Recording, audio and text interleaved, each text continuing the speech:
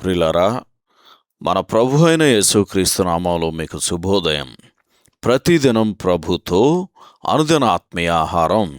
April 15 బుధవారం.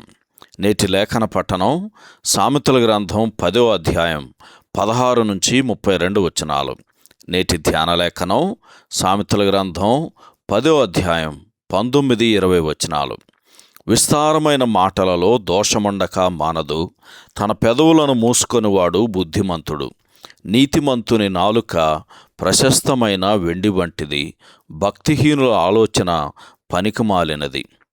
వ్యాఖ్యానాంశం: నీతిమంతుని పెదవులు.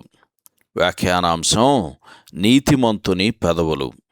వ్యాఖ్యానం: నీతిమంతుడు ప్రత్యేకించి తన మాటను బట్టి గుర్తించబడతాడు అని మత్తయి సువార్త 26వ అధ్యాయం 73వ వచనం చదివితే మనకు అర్థమవుతుంది.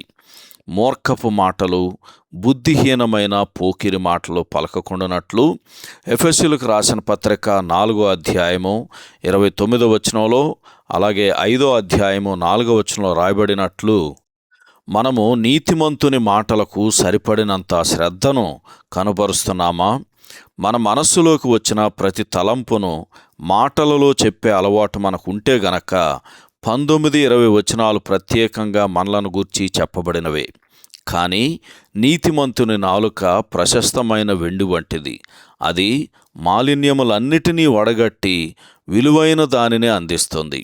ఒక విశ్వాసి హృదయములోని తలంపులు తన పెదవులను ఒకే మార్గము ద్వారా బయటికి ప్రవహించు 2 ఊటల వంటివి అని యాకోబు పత్రిక 3వ అధ్యాయము 9, 10, 11 వచనాల్లో రాయబడింది. వాటిలో ఒకటి జీవపు ఊట అని 11వ వచనంలో చదువుతాం. అలాగే యోహాను సువార్త 4వ అధ్యాయము 14వ వచనంలో కూడా చదువుతాం.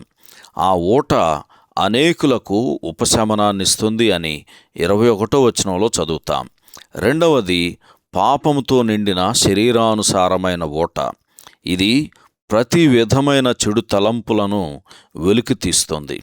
మత్తయి సువార్త 15వ అధ్యాయం 18, 19 వచనాలు, అలాగే సామెతల గ్రంథం 12వ అధ్యాయం 18వ వచనం కూడా చదవండి.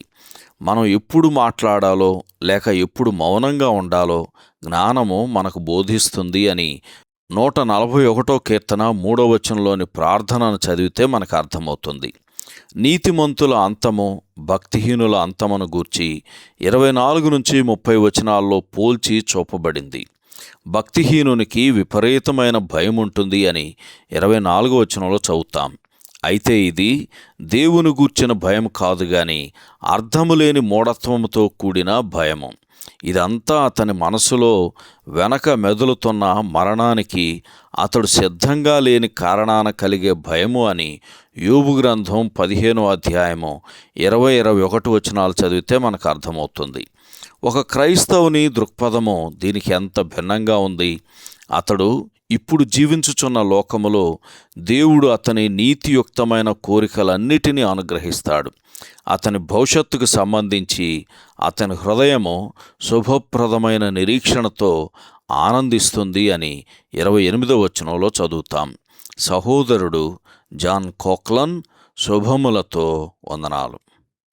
ఈ సందేశాలకు సంబంధించి కానీ బైబిల్కు సంబంధించి కానీ మీకేమైనా ప్రశ్నలు ఉంటే ఈ క్రింది నంబరుకు వాట్సాప్ ద్వారా పంపించండి. మీ ఆత్మీయ క్షేమాభివృద్ధి కోసం అనుభవజ్ఞుల ద్వారా జవాబులు అందించబడతాయి.